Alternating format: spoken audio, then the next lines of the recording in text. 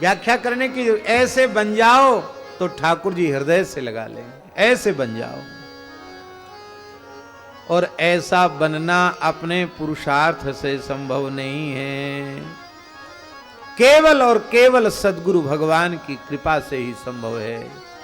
और सद्गुरु भगवान की कृपा कैसे संभव है? उनके चरणों में निश्चल निष्कपट भाव से अपना संपूर्ण समर्पण कर दो, अपनी इच्छा से कुछ भी मत करो, बस उनके हाथों अपने आप को सुपुर्द कर दो। यहां से नहीं, यहां से, उनके मन से मन, उनके प्राण से प्राण, उनकी चेतना से चेतना को एकाकार कर दो। बस ये सारे सद्गुण बिना चाहे आपके भीतर अपने आप आ जाएंगे। लेकिन यही बात है, इतना भी समर्पण संत सद्गुरु के चरणों में जैसा होना चाहिए वैसा हम नहीं कर पाते हैं। कमी तो हर जगह अपनी है, हरि गुरु की कहीं कमी नहीं है, कमी अपनी है प्रभु मेरो ही सब दोष, सब दोष हमारा अपना है। कैसे देहु नाथ ही खोर, उनको खोर नहीं दी जा सकती है, अपना ही दोष है।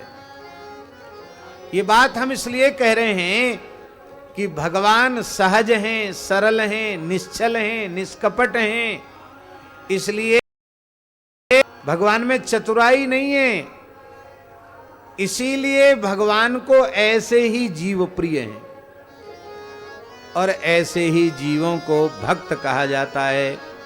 किंतु यहां राधा रानी ठाकुर जी को कितब कह, ये यथार्थ नहीं है, ये प्रेम का पंथ है। ऐसा महाराज जी, वो प्रेम ऐसा होता है कि उल्टा तो सीधा हो जाता है और सीधा उल्टा हो जाता है। कौन पावे या को पार, प्रेम नदिया की सदा उल्टा। कौन पावे या को पार, प्रेम नदिया की सदा उल्टी बहे।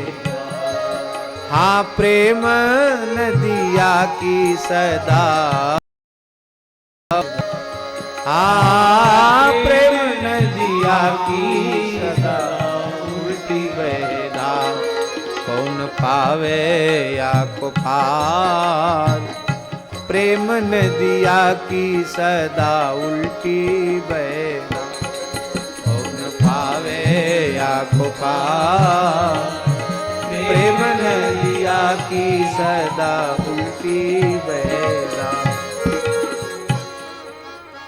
इसलिए प्रेम वैचित्री से भरे हुए उद्गार हैं।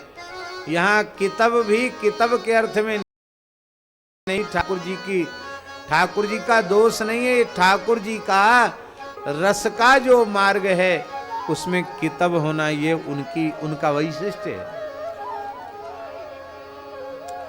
राधा रानी ठाकुर जी को कितब क्यों कह रही? अब आप लोग सोच रहे होंगे कितब माने होता क्या है?